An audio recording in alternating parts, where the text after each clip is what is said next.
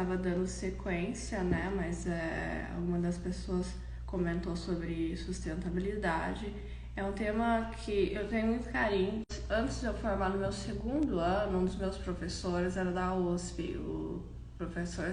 Nós precisamos de um artigo científico nessa área, porém tudo na época se distanciado porque ele foi assumir uma coordenação de curso de engenharia de produção, mas aí depois de alguns anos essa tendência na área de tecnologia. Falava sobre logística reversa, mercado secundário, e utilizei materiais da Europa e da Universidade de Nevada, do Vale do Reno, dos Estados Unidos. Isso agregou bastante, né, o meu campo de visão, e hoje o que eu posso falar mais no mercado da moda, que nós já conhecemos, né? O Fashion Revolution, que fala sobre quem faz minhas roupas, o mercado sustentável, na área de tecnologia de tecidos. Hoje, inclusive, nós temos alguns desafios, né? Em Londres, por exemplo, a indústria química, eles poluíram e despoluíram o Rio Tamisa. Temos o desafio do Tietê, Rio Tietê em São Paulo. Várias indústrias químicas e principalmente uma das nossas indústrias mais expoentes no país é a do jeans, é da confecção. Na hora de você tingir, existe todo um processo que utiliza vários componentes químicos e corre muito risco de você liberar essas toxinas, esses material de tinturaria ao esgoto de forma inapropriada. Isso é uma das razões hoje que nós temos o desafio em São Paulo, o famoso Rio Tietê Fashion, né?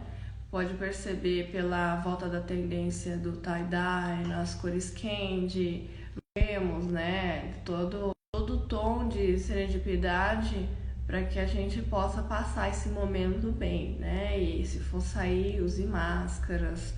O tema hoje de sustentabilidade, ele remete ao material, né, que se emprega o algodão, no comércio justo, toda a cadeia hoje, toda a cadeia rastreada, principalmente quanto ao conceito de fair trade, né, e comércio justo, em que fair trade, toda a mão de obra, o manuseio da mão de obra, todo o percurso dela é rastreado, tem certificação de esses standards, né, os padrões, não somente o algodão, como a seda que vem da Ásia, todo animal ou ser humano envolvido, ele tem requisitos, né, que tem que se cumprir.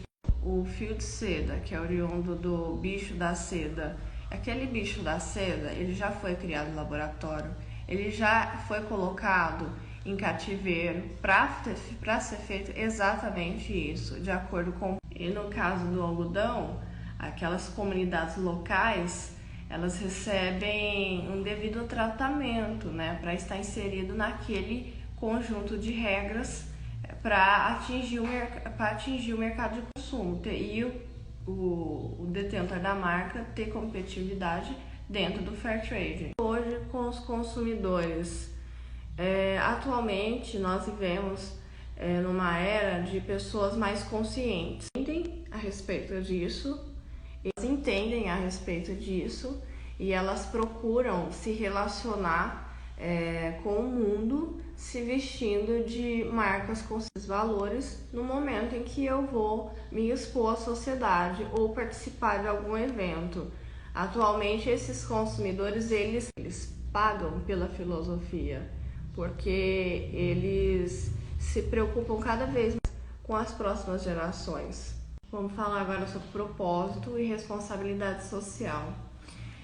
As marcas hoje estão cada vez mais engajadas em ter um propósito, em estabelecer uma conexão, um vínculo na vida do cliente, que ele não passou a ser somente um cliente, ele é um amigo, ele é um formador de opinião e colaboração. Nós vemos muitos projetos agora, por exemplo, de grandes influencers.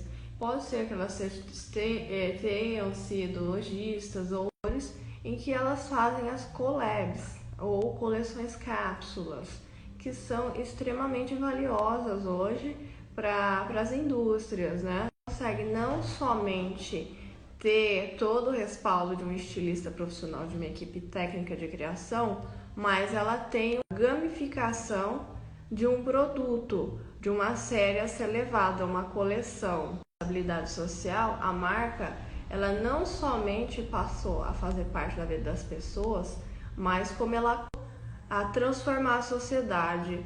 Nós vemos isso principalmente nas altas joalherias. Ontem eu estava vendo o site do Cidade Jardim, no perfil do Instagram, a Painter, a famosa Painter, a nossa ossada hoje na joalheria Cartier, ela hoje tem um percentual de arrecadação para proteção. A Bulgari tem um dos anéis que ela arrecada fundos de alívio à fome e à pobreza do mundo, principalmente porque um dos nossos queridinhos, em matéria-prima, o diamante, ele é com diversos problemas sociais, e isso causa desconforto à humanidade. Diversidade cultural, por diferentes colônias de povoamento, diferenças linguísticas de tribos, nós temos vidas naturais de material hoje de alto valor agregado em minério, sendo petróleo ou sendo diamante. Se tem ainda muito problema com ambientalistas, porque ainda existem bichos que são contrabandeados lá. Além disso, temos indústrias que começam a se inserir, mas que logo a organização do trabalho veta por causa de algum problema trabalhista. O ano passado, em que eu participei de um prêmio a respeito de empoderamento, que eu marquei meu livro e a filosofia do trabalho para esse tema, o que ganhou foi a respeito do veto à exploração e tráfico de mulheres, de riqueza que aquele continente tem. O tema da minha monografia, que sofreu um adendo e foi para o prêmio, a respeito da logística reversa, placas eletrônicas, de laptops, celulares, dentre outros, pilha, ciclo de produto, e atinge a maturação e logo acontece o descarte programado. Muitas vezes as empresas são responsáveis em arrecadar isso nos seus pontos de venda, né?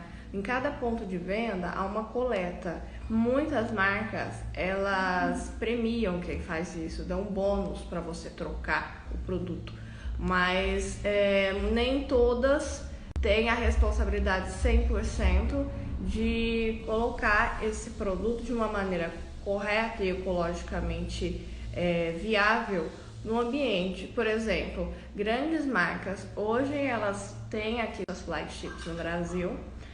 O consumidor faz todo o processo responsável, ele acredita estar consciente e inclusive satisfeito com a marca.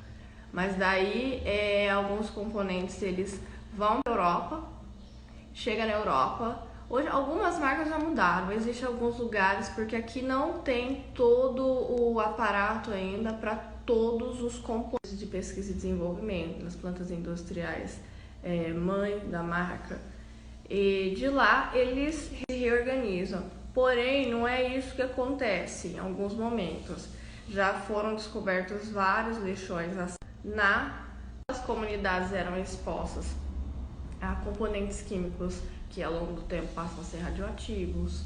É ilegal no mercado secundário de metais preciosos e pesados. A monografia ela foi apresentada em 2012 e tinha como banca a professora Márcia Elias, professora de aulas de marketing recorrentemente, e o ex-aluno do professor Vitor Marques, e diretor da América Latina e na unidade dos Estados Unidos da Autodesk, atual professor do Instituto Federal, e mestrando pela ESPM.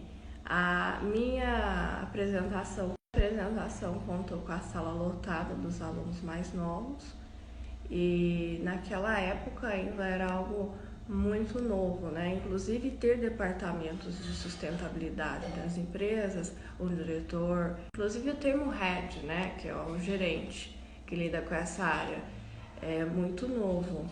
Se tratando de um cargo que tem menos de 10 anos, é extremamente promissor sempre mitigar sobre essas novas fontes relevantes. Comentar, né, para fechar o nosso assunto de hoje, os mercados secundários principais hoje que fazem parte dessa onda, dessa tendência de sustentabilidade e engajamento global são os outlets, os brechós e as doações.